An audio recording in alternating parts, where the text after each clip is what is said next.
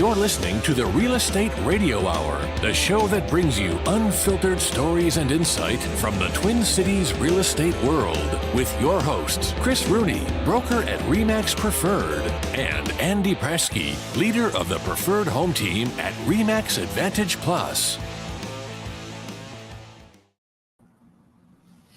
Volleyball boy.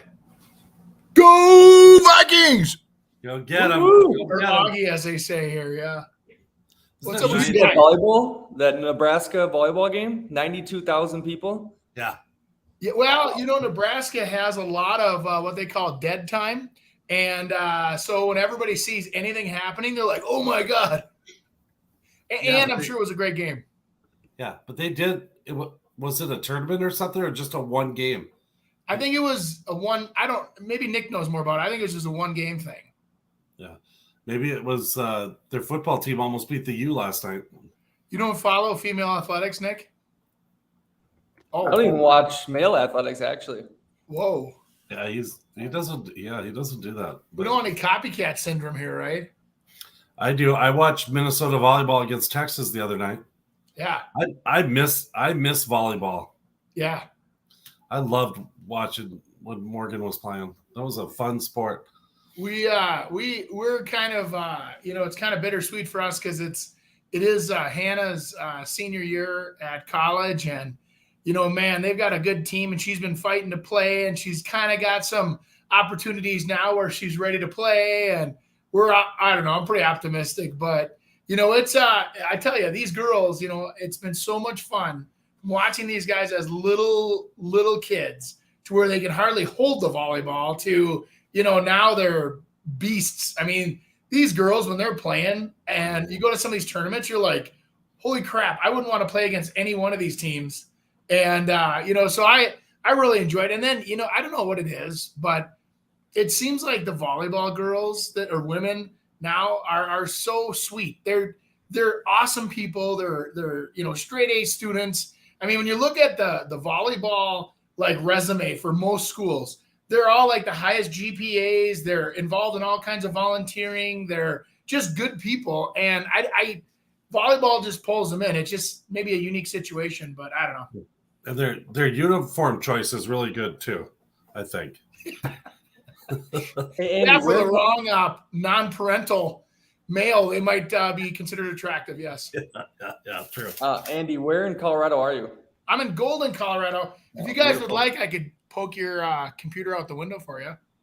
Go for it. Yeah, see some mountains. Take a look here. I'm not very good with the old. All right, hang on. When I turn, it's gonna be white for a second. So we're kind of at this is over here's Denver over this way. And then this way here where we're playing is that, I don't know if you can kind of see the mountain that's there. We're on the other side of that this morning. We're in Golden, Colorado. So is that School of Mines? Yeah. Yes. Yeah. Nick played there. Yeah, it's a cool little man. Yeah. Last night, Lisa and I wandered downtown, and so we're going around Golden, and I make a rule not to ask the skinny girl where to go have dinner because we're at the hotel.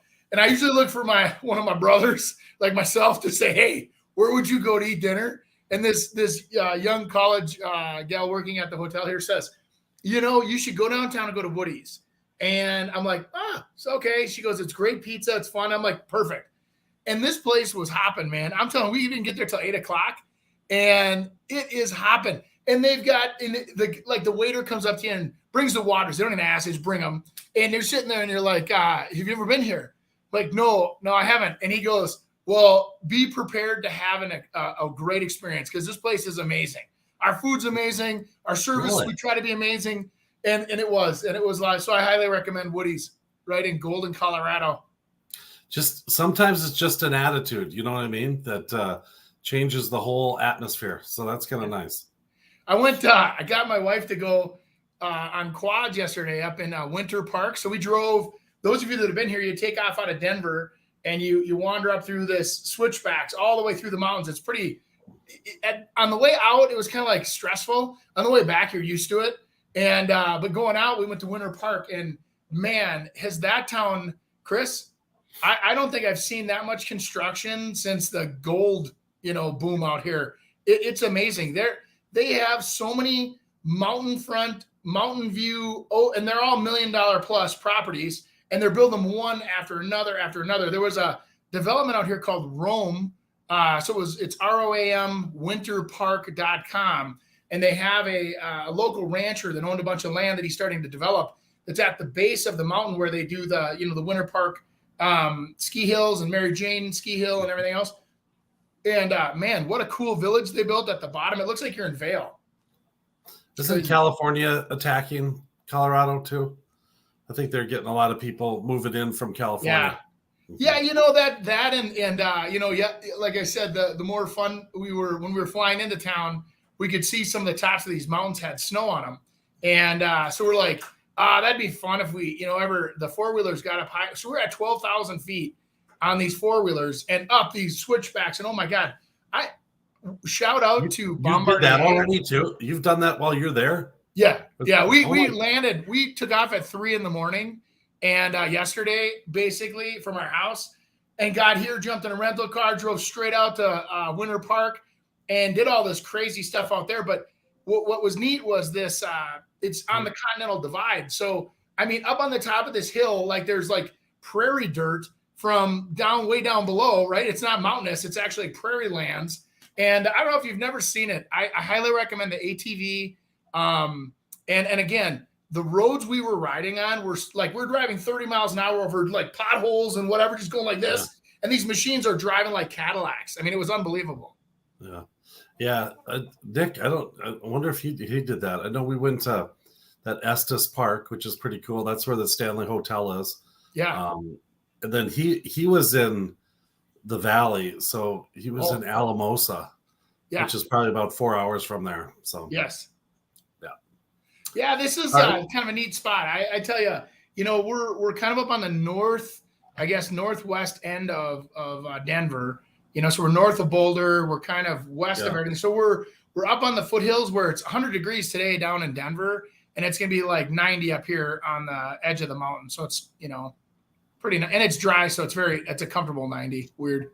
I got a little, the jobs report came out, and that the U.S. economy added 187,000 new jobs, which was a little higher than expected number of 170. But unemployment unexpectedly increased. Whoa. So the rates got better. So anyways, this guy's rates jumped up to 8.25. No, now they went down today. Got some good prices. Talk about vulnerability, right? I mean, think about that. You got two guys talking on this show right now. One saying they're going up, one saying they're going down because it's by the second. Yeah. And so this is what I caution the people that are out there trying to lend money. People don't make decisions in tumultuous environments. When the things are up and down, it's like, hey, should we go swimming? And it doesn't work. So, in rough water. So right now you look at these waves that are on these interest rates and people get nervous. Yeah, speaking of a wave, there we go. Did you see that little wave on there? That little graph line? That's where you should have pressed the button there, Nick, if you weren't hungover. Do you think Nick's hungover? I don't think he is. It's game week. He's got a game. This is all AI. This is all computer generated. I have a game in 100-degree weather this weekend, so I can't be drinking before it. Yeah, it's in the sand dunes of Brazil, basically, in an oil town. Hey, what were you saying? What was going on in the news down there? You were saying there was some crazy stuff going on, huh? I was? Yeah, you sent an email that said that. Oh, my bad. Okay. Must be beautiful and wonderful, and I misread that. Yeah. But what else is happening in that market, boys? Talk to me. What else is happening? It's a great question. We had Andy. Actually, we had a listing that had multiple offers. I did too. Sold for pretty good over full price. So it's weird. I mean, if it's done right, priced competitively, you're getting people that are fighting. You're still not getting 20 offers, but you're getting multiple offers, which obviously pushes the people to go to the right level that you need. Yeah, anything that represents a fair opportunity, right? I think that that's the key thing is that with these rates, people feel like they're already taking a risk. Right. And so when you add on top of that, the multiplier of the interest rates and whatever, now you add a competitive environment. the multiple offer arena is becoming very vacant, and it doesn't exist as much. It's there. There are those exceptional deals. And generally when I'm in those multiple offers, it's cash people. Yeah. Yeah. We're getting lots of action in the upper bracket stuff too. Yep. It's crazy. It's like new construction. So just in time for that little parade of homes. Yeah. You guys, are you all ready for the parade? There's one in Rosemount, the parade of homes. So yeah. I don't have to sit in it though, which is really good. So that's really nice. Did I ever tell you that we were in the model home and we got busted by the tobacco, firearms, alcohol group? Yeah. And they're like, was that wine happy hour thing? Yeah, we did. Yeah. We were doing the wine and cheese events. And all of a sudden I get a call from my agent saying, oh, there's some federal officer in here. And they told me that we're doing illegal practice. And I go, okay. I go, first of all, we are not doing anything illegal. We're not selling anything. We were distributing, which is the problem. They were in bottles of wine. This is where, COVID nipped us in the booty again. We used to have bottles of wine. And then you could these events were promoted by the Builders Association. 100%. Yeah, 100%. Because there was nothing wrong with it. We were saying, hey, come on out and have a glass of wine. We've got all these. Well, everything became individually packaged. From our cheese, we'd special order in these little cheeses that were specially packaged. And we had, and then the wine were in little bottles. So it was all cute, right?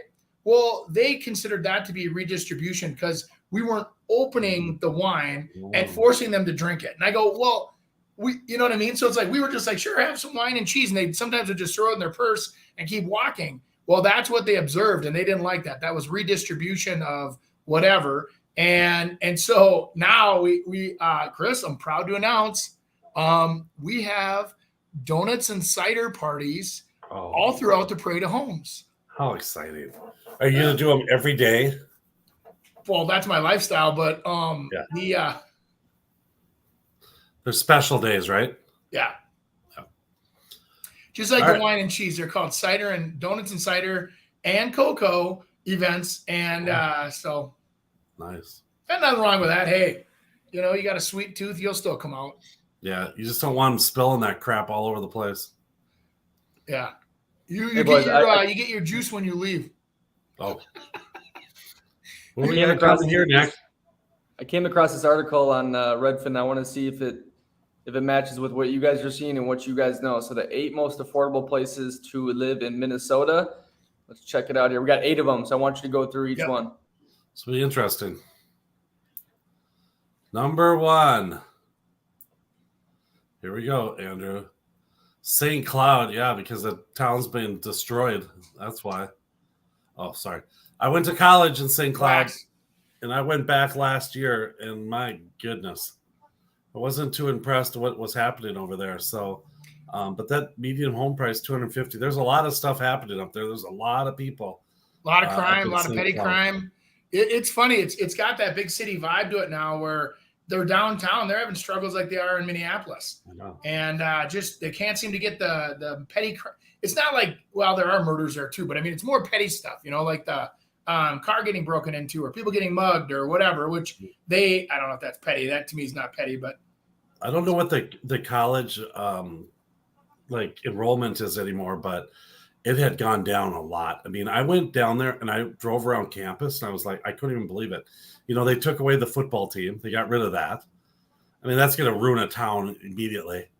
And then, but they did keep the baseball team. So I got a little link to it, but they're asking for money. It looks like they're ready to put up the going out of business sale signs for sure. Yeah. It's just kind of I don't know. So it may be affordable, but what is it? What's that say? 68,900 people live in the city. Is roughly 70 miles from the nearest major metro, Minneapolis. It's not far out. And there is opportunities up there for sure. And there's a bunch of cool towns that are around it. Around it, Cold Spring is one of them. I like Cold Spring. Well, Sartell and what's that other one up there?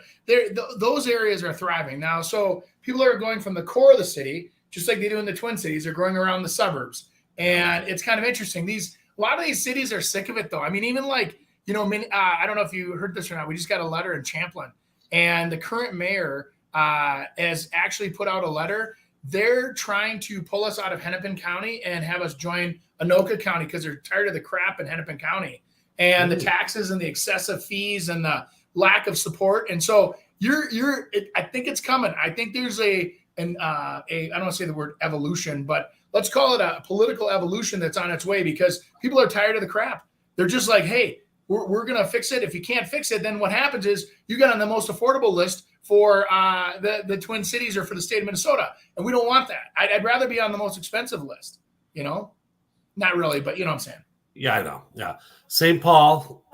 See, I don't mind St. Paul. I kind of like St. Paul. Like next to on the river and stuff like that. I just think it's kind of a cool place. They've got a lot of interesting entertainment venues as well. Have you ever been to the CHS field, Andy, to watch a Saints game? It's cool. Fantastic. Do a good job. They don't kill you, with the prices, but it's a fun venue. But St. Paul, I think that one's I think that's a good one. Yeah, I St. Paul, we sell about a dozen houses a year in St. Paul. So that it's a great market for us. We have a lot of our past clients that now we're moving their parents or we're moving so-and-so or whatever. And it's kind of funny how what's neat about families is the young kids will say, hey, we need more space, or, hey, we want this school district. And so they'll move, for an example, out of a neighborhood that their family kind of grew up in, and they'll move out to wherever. And then the family then eventually gets tired of driving. So then all of a sudden you get, grandma and grandpa or mom and dad or whoever coming out, and then they want to move closer to the kids. And it's amazing how important family is with that move. I mean, what is it? Jobs, family, and whatever that are just your house doesn't fit anymore. The three number one things that are making people move. So, I did not know that. Yeah. Okay, number 3 is it Champlin? Let's see. Number 3. I hope so. Oh, it's Duluth. Champlin's its own county now, from what I've heard. Yeah. Anyways, Duluth. What do you think of Duluth? We prefer to be called Sovereign Nation. Oh. I've been in Duluth, and I've seen it. Just seems like there's less people hanging out up there or something. I don't know. It just it was like a dead zone when I went up there.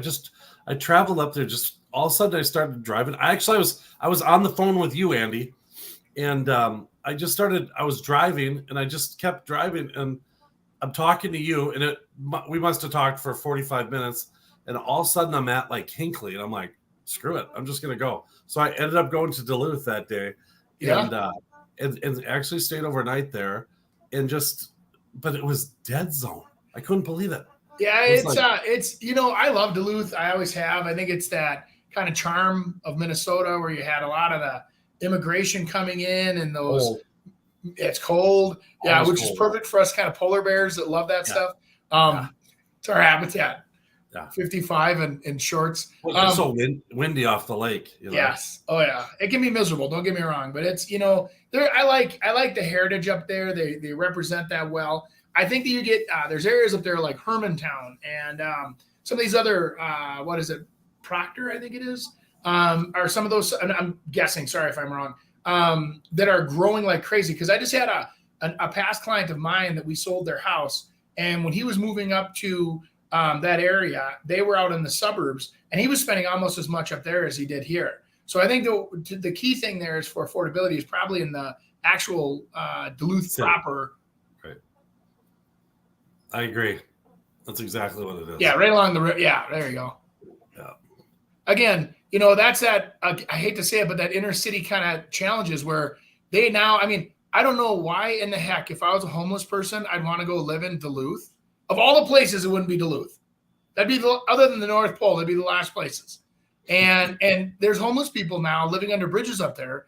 And it's like, that city is so thriving and growing, and there's jobs everywhere. It's like, I don't know. I struggle with that whole scene. I don't know how to help those people, but I don't know. It wouldn't be the city I'd pick to live in. If I actually visited Madeline Island off of Bayport, and cool. Just go through there, to look at restaurant Grandpa Tony's actually, and they're selling it. The people that have owned it forever, are looking at selling it, so they wanted me to come up there and talk with them. But what a Awesome. cool that Madeline Island's kind of cool, Andy. If you ever get a chance, It's more than cool. Have you been there? Yes. Oh, you have? Okay. Yeah, we took the ferry over. I believe it's been 20 years, but we took the ferry over there, and then you rent golf carts and drive around, and right. It's like you go back. It's like you go back 30 years. Yeah. That's what it feels like to me, because I mean they let you do whatever you want. I mean it's pretty cool. Yeah, pretty cool. All right, Rochester. I mean same theme of all of them. It's the same thing. So you wouldn't think Rochester was super affordable, but again, kind of in the city part, it's a lot more affordable. There's a lot of big homes going up as well, though. Yeah, you kind of push out just a little ways. Well, you know what's funny is that so Rochester specifically, I've got some friends down there, and they push down into that beyond Stewartville. Where's the Caledonia? Not that quite that far, but you're seeing a lot of these surgeons buying properties down in these small, like little Amish towns, and they're buying 100 acres, and they're building beautiful homes, and then you're seeing a lot of those are the permanent doctors and whatever and surgeons that are staying there, but you see a lot of turnover. So that the Rochester market is a fantastic rental market. Yes. They get crazy rents. They're getting the same rents, actually probably more expensive rents down there than they are in the cities. My son was at Mayo for working there for a little over a year. And I mean, I think they were paying like $2,300 for a 2-bedroom apartment. And up here in the cities, they got it for $1,800 in Maple Grove, right downtown where they can walk to dinner. Oh, wow. Huh. Yep. You should buy your kid a house. We've talked about it. Those conversations have definitely happened, but remember, Chris, when you were 26? What? Remember when you were 26? Yeah. Yeah.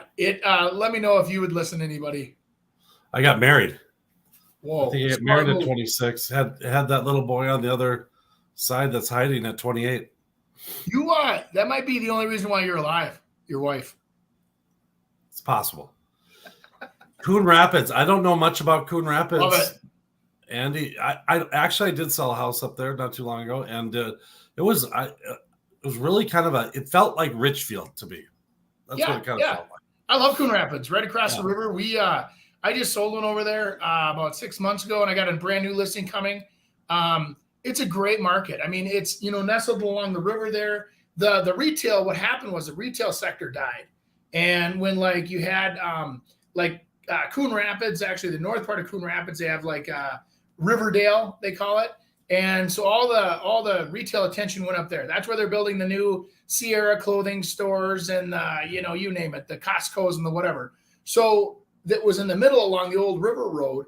A lot of that retail down there has struggled, and actually the car dealerships closed. And you only can replace car dealerships with so many U-Haul places, and then eventually you kind of get to where let's just take the buildings down because they're just eyesores. But the community is great, very affordable. Right over, you can get onto 610 pretty easy, and you're right downtown, or you go across the Highway 10 bridge and you're wherever you want to go. So I'm a big fan of Coon Rapids for young buyers. Does that feel right, Andy? $335 for a medium price in Coon? Okay. Yeah, I'm listing a 2-story over there for about $400, but it's amazing. It's 4 bedrooms up, and it's in an older neighborhood. It's a rare. That's the problem though, is that you get some of these people now renovating these houses, and you have some of them still selling for $285, and then they're fighting over those because everybody buys them to flip them, and then they're redoing the kitchens and the whatever, and now they're selling for $400. And so there's remember how when we were younger, we were looking for those deals we could buy and fix up and make money on. Coon Rapids represents a great opportunity for that. So the 4-bedroom, is there a master bath on that one? No, hallway. Okay, so, isn't that something? And then there's a 2-car garage? Of course, yeah. Yeah. But the yard's big enough where you could have a 4-car garage on the back, but it's which is rare. So down by the river, if you look they used to do those developments where instead of being square, they actually roll and they pie around the parks and the schools. Right. And so some of the lots are wide in the front and narrow in the back. And then there's also the river, and so there's no real 2 lots are the same over there. I like it. Coon Rapids is very nice. Yep. Good. Minneapolis, enough said. I mean, there's spots all over. I'm listed one in Minneapolis. It's right by Hiawatha and Nokomis.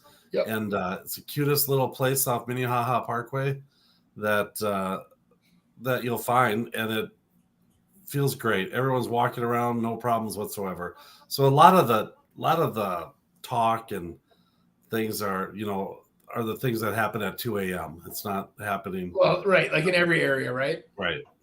But I tell you what, the thing is that there are pockets of that town of Minneapolis that are amazingly, under the lot of pressure, and there's crime and there's all kinds of problems. And then there's other areas that are thriving. Like you said, they're licking ice cream cones, walking with their strollers, and going to the park to listen to a concert.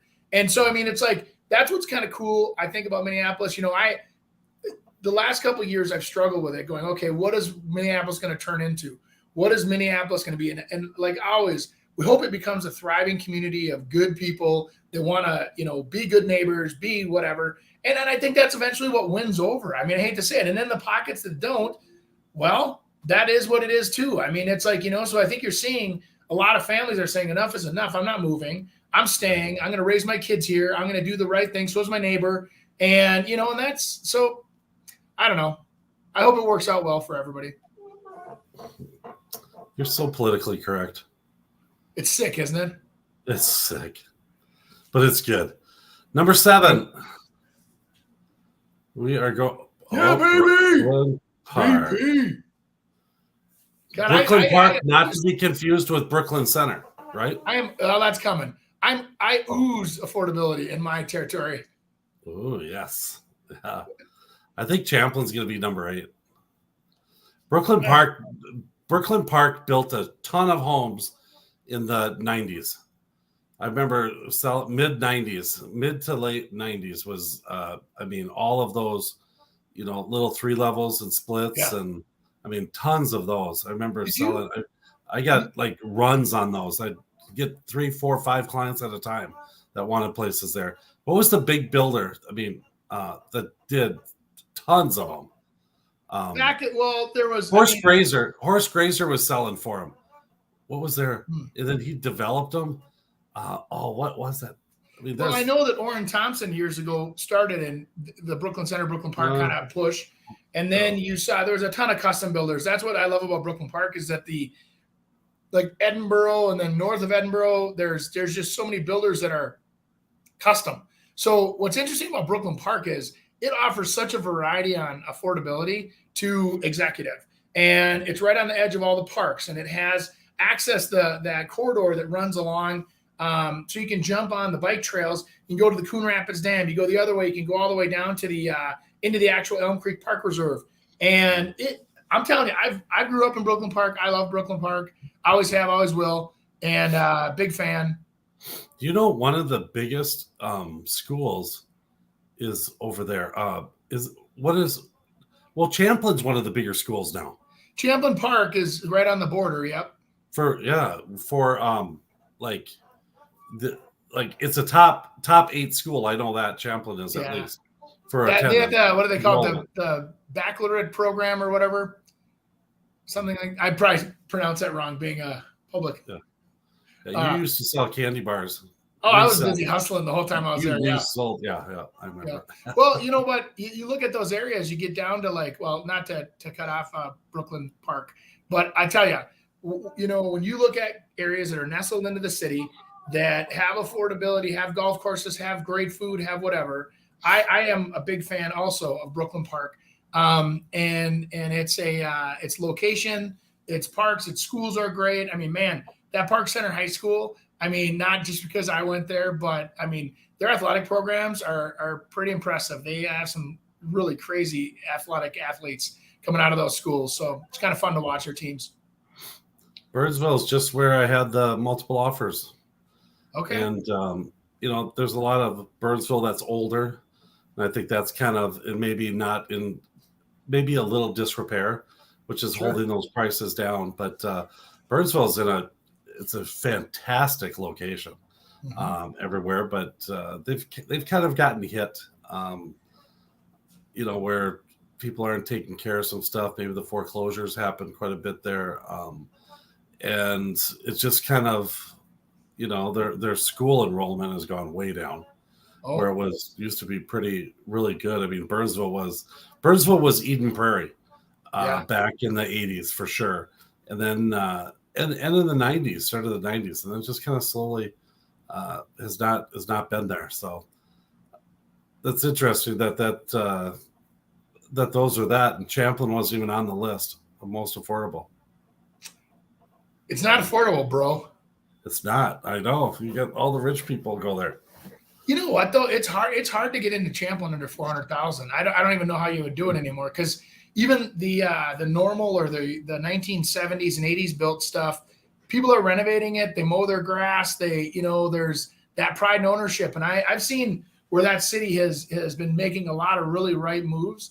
And again, and I, not to toot the horn of the guys at office, but they redeveloped the area on the river. Now, how they got there is a whole different story. I don't want to talk about that because then I get upset. But now that it's there, it's done. And they have this amphitheater right on the river. And every Thursday night, they're playing live music. I don't know if I've ever seen a community that shows up that well. I mean, I'm talking, there's got to be 1,500 people there showing up for these on the river concerts. Including myself, we've made it to a couple of them. And they have food trucks. They have the Lookout. They have all these cool, they all have like 6, 7, food trucks out there. Well, between 4 and 7, depends on the concert. And I'm telling you, you want to talk about a sense of community, man. It really, I don't know. I've enjoyed them. Those are fun. Yeah. Wish we had one out in Prior Lake. Yeah, and you can ride your bike. They've got road when they redid that whole road there. Remember, those of you that commuted to that area hated it for about 3 years. Yep. And now they have a bike trail that goes right under 169. So you can literally go from one neighborhood to the other on bike. And now you're down by the river. You can have Your Boat Club right on the river. You can rent a boat. You can park your boat. You can go fishing. You can go swimming. It's fantastic. Andy, don't forget to tell people there's a Buffalo Wild Wings too. And there's the Buffalo Wild Wings. Yeah. Yes. Yeah. And a lot of people really enjoy that new Elm Brewing right across the road too. Oh. I've never tried it. I heard it's good. What was that Chinese place we went to? Yummy Buffet is gone. It's gone? Yeah. Jeez. Now it's a restaurant called Pour. Like pour me a glass of wine. Oh, wow. The spelling's very important in that name. Yeah. You're not kidding. P-O-U-R. Yeah, totally. Yeah. No, that's a fantastic, nice restaurant too. Mm-hmm. I got a viral video I need you to look at, but it's going to be brought to you by Mr. Andy Praske, preferred home team. Well, they said I could have 30 seconds on the show for a quick ad. Andy Praske, Remax Advantage Plus, Andy@Praske.com if you want to email us.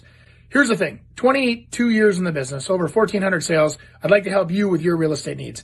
If that's buying, if that's selling, if that's building, whatever it is, give us a call, send us an email. Let's get you started on your real estate journey. I'd like to help you on the way. Lots of experience here, and I would like to put it to work for you. Andy Praske, Remax Advantage Plus. Thanks for listening to the show.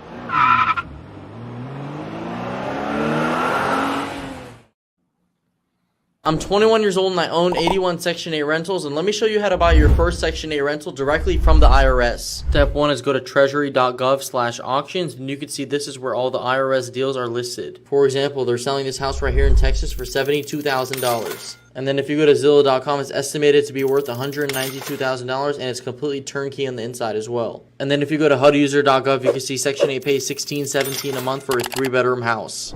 And then if you go to SpotCrime.com, you can see that there's no crime in the area as well. Now, if you check out my Section 8 Analyzer website with 15% down, you'll cash flow $642 every single month. And then from this house, you have close to $100,000 just from the equity portion. And then you're going to want to do a virtual property closing as well, because I own over 25 houses in Ohio and I've never even been there. The scammers are getting younger and younger and younger. Yeah, I'd like to verify some of that stuff. Yeah, no, I think that the key thing is that they're selling you something right in the middle. Then you put it into my software analyzer and it tells you exactly what you're going to profit. I've never even been to this town. Oh, what do you do when the toilet breaks and nobody pays your rent that month? Or Section 8 penalizes you for not having a refrigerator that's working. You have nobody in that state that'll do the work for you. What do you think he bought all those houses too? He's 21 years old. How's he doing He's that? probably now his next video is on how he scams old ladies out of cash. This is how I get these little old ladies to give me all their money so I can buy more houses. Nick, you got any more viral videos for us? We could really. What about all those little things he was talking about? Is that legit? You can use those or no? Well, first of all, let me ask you a quick question, Nick. You stay on screen because I like it when you talk to me. So on screen, so you go to the government auctions, irs.gov. Okay, so that means that somebody has gotten to the point of where they have completely been in a situation where the IRS has taken over the asset. But the key thing is this: sometimes those assets on irs.gov, you have to look at the fine print because it doesn't always wipe everybody out. So sometimes you might win that auction for $72,000, but the facts are there's still a second mortgage. There's a divorce decree. There's a judgment for a truck. There's a whatever that also have to be paid off to clear the title. So this young man is a great go-getter. I appreciate that every once in a while you do get lucky, but most of the time those IRS deals, most people that don't pay the IRS usually have more complex life issues than just not paying the IRS, right? Anyway, that's all I'd say. Now, some of the websites he's quoting are good. I think they were legit. I think that there's just a couple missing pieces. And then I would like to also see his renters.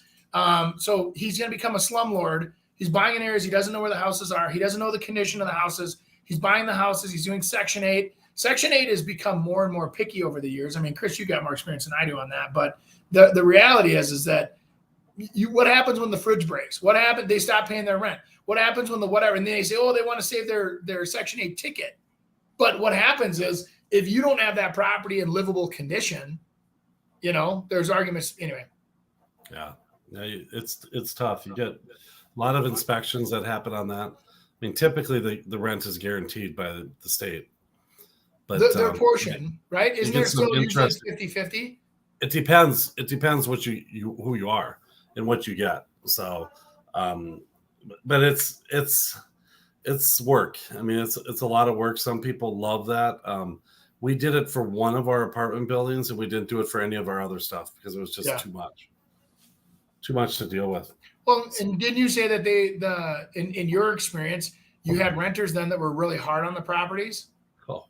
Yeah, and that's not always the case. You're not paying for it. You don't care, Right. So I think it makes sense. I mean, yeah, I think you got to be a different type of person to be a landlord too. You really do. You can't have a soul. You have to just go after them hard. Yeah. I mean, there's the rules. You pay, you screw up, you're kicked out. I don't care if you have twin daughters that are, paralyzed. It doesn't matter. You got to get rid of them. So, yeah, that is a fact of life, man. I tell you, some of those people that do get evicted, I have too soft of a heart. I'd be like, oh, okay, we'll catch up next month. Why don't you guys just mow the grass for me this month, and then we'll call it even. Yep. No, it's not easy, and everyone thinks you can get rich quick that way. But I mean, I did it. I had 61 units. I mean, I had a lot, and but I dumped every one of them. I mean, my plan was to buy them, pay them, all get paid off, and then just pay me rental income the whole time. But yeah, it was miserable existence trying to deal with some of those people. I mean, the best ones were my more expensive houses. That's where, I mean, you get some really good tenants and stuff. So sure. But anyways. I was just 1 year old when my family started in real estate, where both my parents were agents. They also dabbled in investing in real estate, rentals, flips, and construction. After college, I went right into getting my license in July of 1990. As a 23-year-old agent in an industry that looks nothing like today, I had to know more for my clients to choose me. There wasn't Zillow or social media to tell them how good I was. I had to win them over with knowledge. With knowledge comes confidence, and with confidence comes results.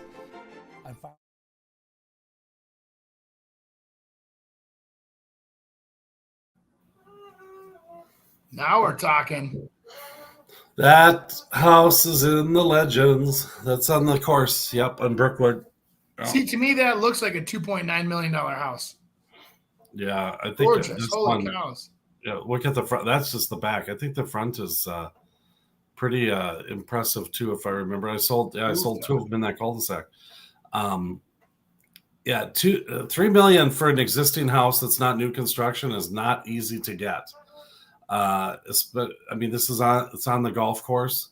I would suspect this will be someone that kind of kicked butt on the lake, because what we find a lot is that the lake, golf, and acreage, those are different lifestyles, and they trade those off. And so on the lake now, if you sell, I mean, you're making big money on there. So then you can go buy something that's a little less. I mean, trying to build that house for $3 million would be absolutely impossible. So people are getting, for a house maybe that's 4,000 or 5,000 square feet on a really good lot on the lake, they're getting 3 million and going and buying that and getting, how many square feet was that one, Nick? Was it 80, almost 8,500? Yeah, 8,500.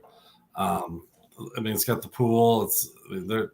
That's a lifestyle. I mean, in the Legends, and actually, it's a really good location to be able to get in and out. So, I think it's either one of those people or a relocation type person that's purchasing it. And it usually isn't someone that's looking at new construction and going with that, because someone who can afford $3 million is going to get exactly what they want. They're going to get everything they ever wanted in a house, and they're going to probably choose that versus, that house we talked about in Red Wing. We were saying, gosh, for $2.5 million, you could go buy your perfect house for 2,500 square feet smaller, and it's still a huge monster house. So we should, in all fairness, we should keep a ticker, and then when those properties sell or don't sell, see if we were right. And Nick could say, "Oh, Chris was wrong again." Andy was right. Remember the Gong Show? Remember the Gong Show? Bong. Yeah. So I don't know. Is there any interior photos of this one? No, that's what I was going to ask you. It only has 5 photos. Yeah, so it's probably just going to be coming soon, is what it is. Jeez. See, it's coming soon. Imagine the cannonballs we could do, Chris, in that pool. They're just teasing you right now. Yes, look at the teasers. They must have some kind of a retractable hardcover on there, so they don't have to have a fence. You know what? They just redid. This is not. Okay, no, it's the one next to it. I was thinking it was one that sold just not too long ago, but and I mean, it sold for a heck of a lot less than what that was. But it looks like it, but they don't. I mean, there's trees all around the other one, so. When I start to go forward like this, and I try to go backwards so that you and I have the same size head. Yeah. Look at my hair. I kind of did an Andy Prasky feel. See how it's kind of like greased it back? It's easier when you're going 100 miles an hour all day long like I am. Yeah, that's true. That's true. Andy, have you heard that I am now a lifetime fitness member once again? What? Would you get scammed in? You chose to join? All that walking I did in Brazil. I'm leading up to a treadmill for a half hour, and then I'm doing lifting. I mean, I'm already at 5 machines, 3 sets for each one at 10. Wow. Yeah, I'm not even really that sore right now. So I'm coming back. You better be ready. I want it. I'm ready. I know.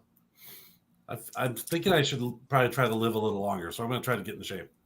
Yeah, isn't that sad when we start getting you get in your 50s, you start going, well, I guess we hit the peak of the hill. Now we're going down the other side. Yeah, now it's time to start hang out as long as I can. Shape up, baby. So, all right, we received an offer over asking, and buyer signed an appraisal addendum to cover the gap. All went great with the appraisal, but there was a $20,000 gap, which they signed an addendum to cover. Now we're only 1 week away from closing. They're stating that they had a family emergency and had to use those funds. Our realtor is saying that we have to change the purchase price. What recourse do we have, and what is the correct advice? The earnest money deposit isn't worth the risk of having to put it back on, I bet. What recourse do we have? Worth putting on the market. There's your answer there, people. You find out what the positives are, what the challenges are. And typically, you're at that point, you're kind of at a rock and a hard place, and you maybe try. I've been in this position, and it's it's really frustrating because they use these little tactics at the very end. And unless you're really willing to put up a stand, you're pretty much in trouble. I've got a great suggestion for you.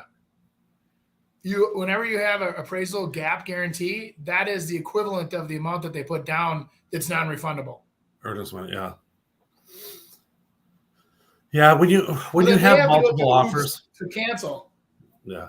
When you have multiple offers, you can sometimes get away with that. Just say, hey, yeah, if you'll cover it, that's fine. Let's just put it down as earnest money. I mean, that's a good way to kind of cover it from the beginning. But I think it's also one of those things that you could maybe do something with personal property and get a bill of sale where they could, borrow or pay for the money, or you got to play hardball. I mean, it's one of those things that if you're set on, hey, it's not worth putting it back on, well, you're not in a very good position to be able to negotiate. And I'll tell you what, really watch close over your agent when things like this happen, because they can screw it up big time, because they're your voice, and whatever they're saying, if you're like, oh my gosh, we still have to have it, and your agents over there, you guys are the biggest jerks in the world, you're idiots and whatever, well, then we'll just not do it. And then all of a sudden now you've lost it. So you got to be real careful on how you identify these things. And every time we get into a situation like this, I sit down with our client and say, okay, here's what can happen. And so you got to tell me where you stand on this, because that's how I'm going to kind of go down this road. I had one that was FHA multiple offer. And even with the FHA escape clause, they guaranteed $10,000 over the appraisable price. And we had everything work out just fine. They paid the gap, they closed, and everything was good. So I've had it happen where even with FHA has an escape clause. Those of you that aren't familiar with contracts and whatever, they put right on their FHA that if the house is not appraised for, immediately the house is basically up for renegotiations. You can cancel, you can whatever, renegotiate, whatever. So a lot of people assume that if it doesn't appraise, the deals are dead. And that's not the case at all. I mean, I think that it's just FHA, and that means that they can finance, I think, what is it, Chris, 500,000, 525, something like that? What, FHA? Yeah, it's up there now. I don't even know. Yeah, so I mean, you're seeing FHA even on the higher end $700,000-$800,000 houses, because they're putting 20 or 30,000 down, and a lot of times they use that tool. A lot of people don't. They're like, well, what's FHA? FHA covers 20% normally, right? It's an insurance that insures the mortgage. So when people are putting a bigger deposit down, the reason why they go FHA is usually because they can get by with a lower credit score, or there's some exceptions to the rule, so that like a conventional mortgage might require you to have an absolutely perfect, clean report card versus FHA doesn't. Short sale, foreclosure, they're all shorter time periods with FHA. So yeah, we had one that was, gosh, these guys put down like $300,000 and we're going FHA. And when you go FHA, you have to have mortgage insurance on it. It lasts for the life of the loan. It doesn't matter if you get 20% equity in it. And you're kind of like, why would they do that? Well, they had a short sale, and so they were able to purchase quicker by going the FHA route. And you're right about the credit score too. You can have a lower credit score to be able to get in. Well, there's a lot of things that go into that equation, but I'll tell you, it's kind of goofy, especially if that had to do with the mortgage insurance. It usually is higher, and they no longer can take it off, I believe, off the loan. Used to be able to refinance, or you could prove 20% you'd stop paying it, and that's not the case anymore, because these insurance companies were sick of getting the shaft after 6 months of payments. All of a sudden, we got 20% equity in the house appraised for more. So yeah, yes, sir. All right, what else we got here? Lender got mad at me for requesting a price match. Wow. So the lender's giving me a 6.75% interest rate after a buy down using seller credits. I asked him if we could match Navy Federal rates, which offered 6.25% without a buy down. I didn't really plan to start the process over with Navy Fed, but heard the lenders were willing to match rates sometimes. I showed him the closing cost estimate, and he started going on about how it's not the loan estimate, so he can't do anything with that. They probably won't be able to close in time. They won't allow me to use a comparable rent schedule, but in an angry, irritated tone. So I now have a real loan estimate from Navy Fed, and not just the closing cost estimate, but I'm afraid to ask my lender if he could use that to match. Now that I have loan estimate, should I ask him again to match the rate? You do whatever you want to do. I mean, it's happening a lot. It's a big thing right now because with the high rates, people are trying to, I don't, if you went shopping and went and bought a house and you had your credit pulled and you're in the process, you probably have had 30 to 50 more phone calls from other lenders trying to get your mortgage, and they're just trying to go after it. And yeah, they see you pull your credit. Yeah, some of them out there don't care. They're just really, going to the rock bottom. And then you go back to your lender and say, hey, this is what these guys are willing to do. Well, it's impossible in which to do that, and so let's wear two caps at one time. So you got the one cap's the buyer cap, take that off, put on the lender cap. So the reason why the lender has an angry tone is because you're on your way to closing. You're already in escrow, and I'm assuming that you've already locked your interest rate. And so what they're doing is they've already got that money. You at one point in time had to sign something, probably give them 1%, for down to get that interest rate locked. So what happens is there's that where they go to get their money, they have to put a fee on it to reserve that money at that rate for you. So it's not like they're just saying, well, let's cross our fingers and hope interest rates are at that when we close. So they probably locked in that interest rate. They put money into it at that rate.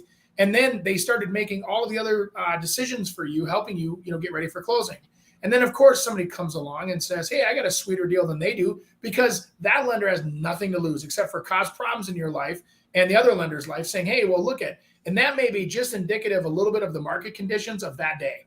That day could have been that much cheaper. And so all of a sudden that new lender can quote that much lower on the same deal. And this guy's locked it in for you. What if rates would have been up here? What would this guy do for you then? Nothing. So the difference is when you lock, you're making that commitment with that lender. So I actually put my weight back onto the lender side in that situation to say, hey, listen, you know what? If you reserve this and I'm holding this rate for you, and 6 weeks ago when we locked this, you were super excited about it. And now somebody teased you because it's just like having a car sale and you bought a car. And then the next week they offer a bigger incentive than the week that you bought it. And they don't care, because you need to buy based on your situation. And what I always recommend is you stop talking to lenders once you've locked in, because at that point, it really isn't fair to either party, because anybody can quote a lower rate when they have nothing to lose. There now, you go. I don't know. What is your thought on that, Chris? I mean, and getting it closed.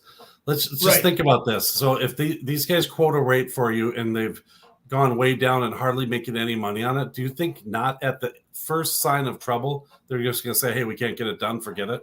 Now you're going to lose your house, and you're not going to have a loan. It's don't do it. I mean, Right. and be understandable that, hey, if you want to do the shopping, shop ahead of time and get someone to be able to commit. But I'm telling you what, I tell people it's really important that we've worked with that lender before, because we're more than one person. They're thinking, hey, we're going to send them multiple people.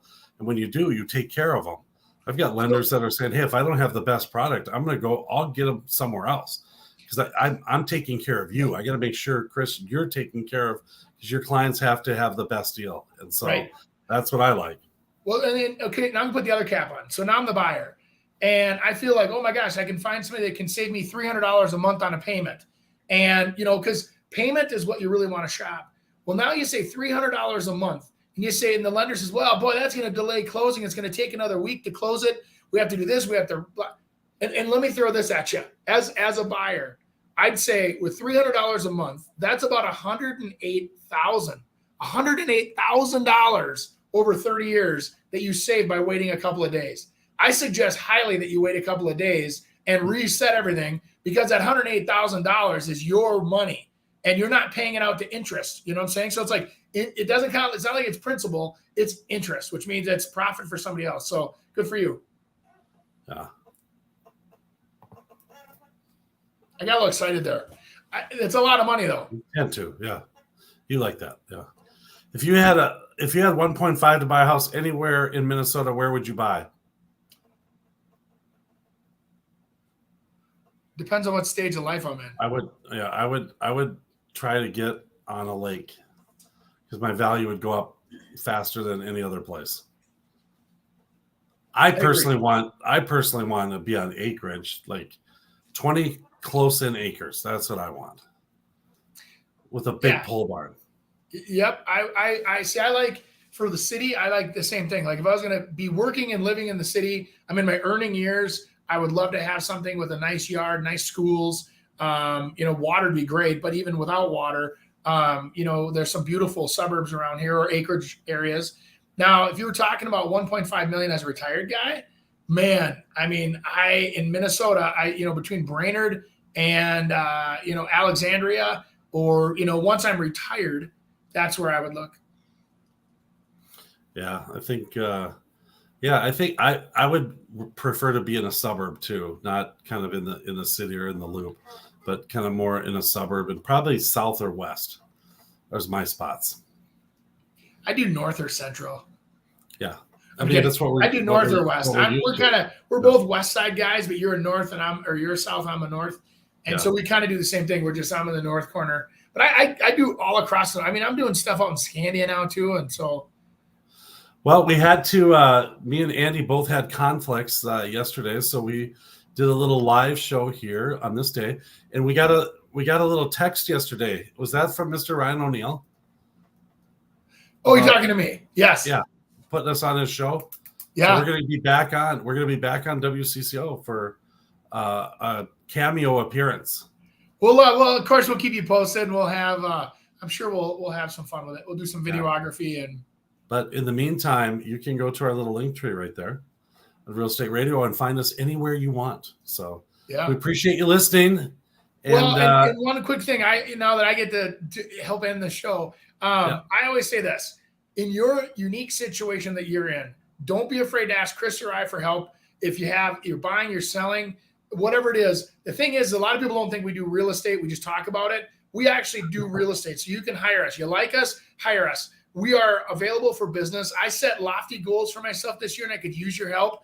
I cranked the bar up there this year, so we could use your help achieving our goals. But anyway, we always are here to help, no matter if it's next year, the year after that, doesn't matter to us. We're here to help you plan your journey. So it's funny when you say that, because a member of CCO was like, "Oh, we don't have to say to that." They kept telling us, "You should say that. You need to say that."